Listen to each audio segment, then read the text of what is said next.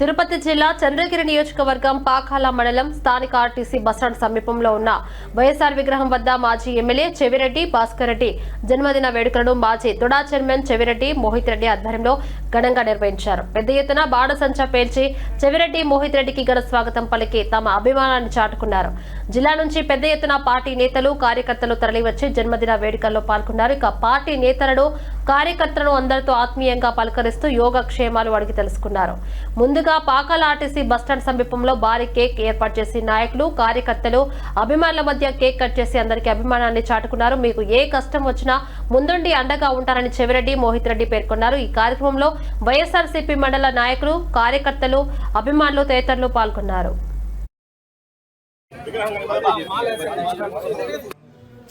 పాకాల మండలానికి నాన్నగారి పుట్టినరోజు వేడుకలు చేసిన ప్రతి ఒక్కరికి పేరు పేరున కృతజ్ఞతలు తెలియజేస్తున్నాను. నిజంగానే చాలా సంతోషంగా ఉంది ఒక విధంగా. ఎందుకంటే వీళ్ళు ఇంత ఇబ్బంది పెడతా ఉన్నా, ఇంత కష్టపెడతా ఉన్నా, ఇంత బాధ పెడతా ఉన్నా మా కుటుంబాన్ని కావచ్చు, అందరినీ కావచ్చు, వైఎస్ఆర్సీపీ అంటే ఒక సిట్ ఏదో ఒకటి, ఇప్పటికీ నాకు తెలిసి 4 సిట్లు ఉన్నాయి.